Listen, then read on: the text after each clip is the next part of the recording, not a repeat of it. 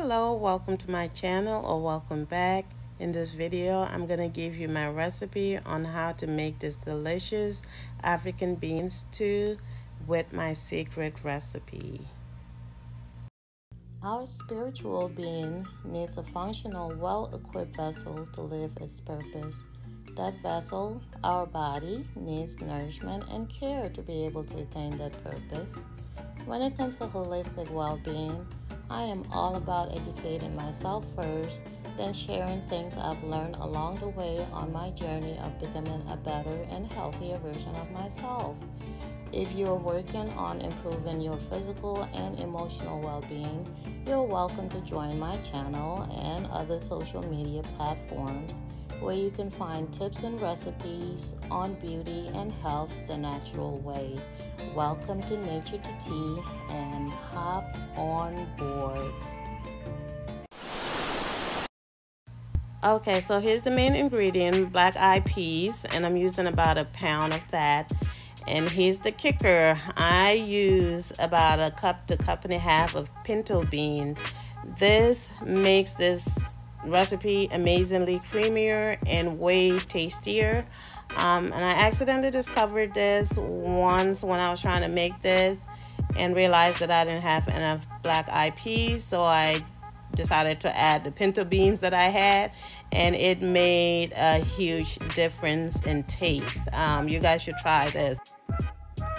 So I rinsed the beans several times with warm water, and I also soak it overnight.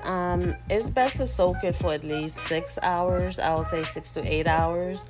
The reason for that is because it's easier to digest, for one. Secondly, it activates the enzymes in the beans. It makes it easier to digest without the bloating and, you know, all that stuff that beans does to you. So to avoid that, it's best to soak it for 6 to 8 hours. Soaking it also helps with the cooking process because it takes forever to cook.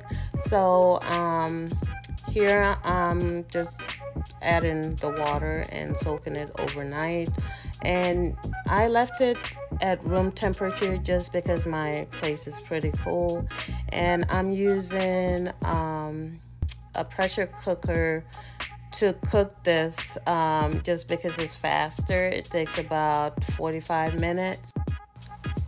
If you are using a stovetop to cook this, try to use a Dutch oven if you have one. And so here I'm just adding in the seasoning, a little bit of pink Himalayan salt, and also a little bit of seasoned salt. This pressure cooker is so amazingly convenient. I just put the beans in there with the seasoning, put the lid on, put it on. There's a setting for lentil and beans, and just go about my business. And I'm going to be working on the stew part while this thing is cooking in this pot.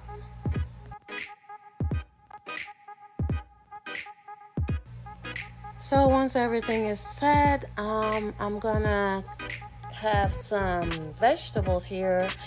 I'm using some spring onions, some regular onions, tomatoes, green bell peppers, and a habanero pepper. And then I just chopped everything on my cutting board. Alright, so for the stew, the best type of oil to use for this is palm oil, and I'm using this palm oil from West Africa. It's called Jukas Organic. I like the way it tastes, and it's real, and it's from Africa.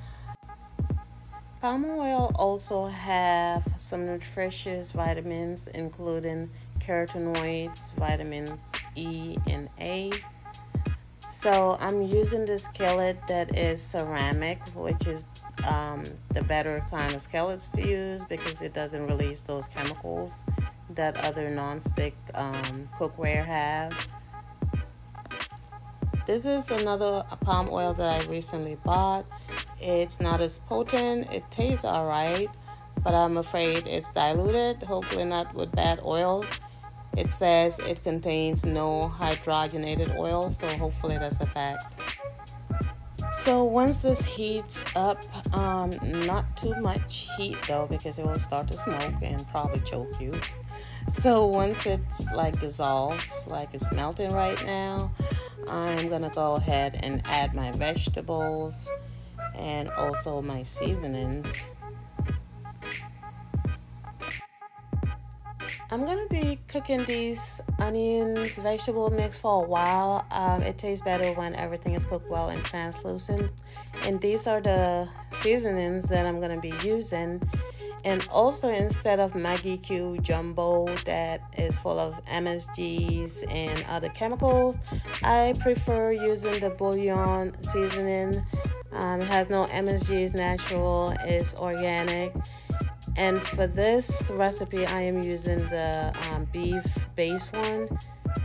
I'll be using about maybe a big spoon of that and just mix it in well, stir.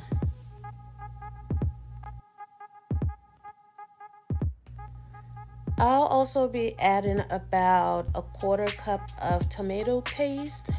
And with the tomato paste, I like to pour a little bit of water in the container that I have my tomato paste, just because it's too lumpy and I like to get it kind of mixed in well first before I put it in the frying pan.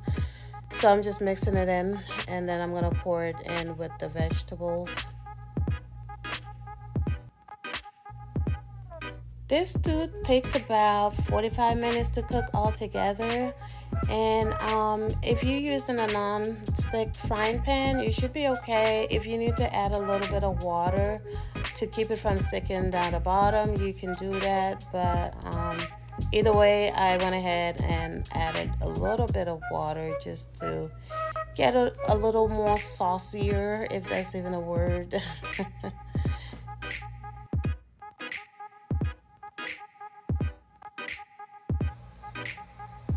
Looks like everything is nice and ready. This is how the sauce is supposed to look at the end.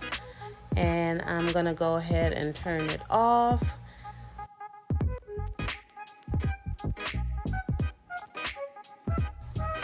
Meanwhile, the beans are also ready.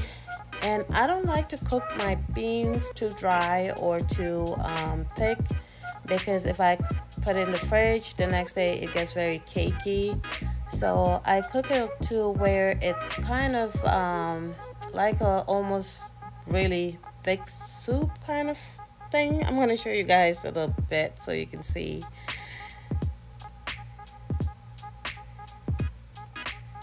So this is what I'm talking about. It is not totally cakey, so this is how I like mine. And you can eat this with plantains, either fried plantains, grilled plantains, or boiled plantains. So I chose to grill mine, and I also made some boiled plantains with it. And I like to eat it sometimes with French bread or French roll, also with taro root, and you can replace that with cassava root if you choose to. So this is the end of my video on this recipe. If you like it, give it a thumbs up, and I hope you enjoyed the video. Thank you.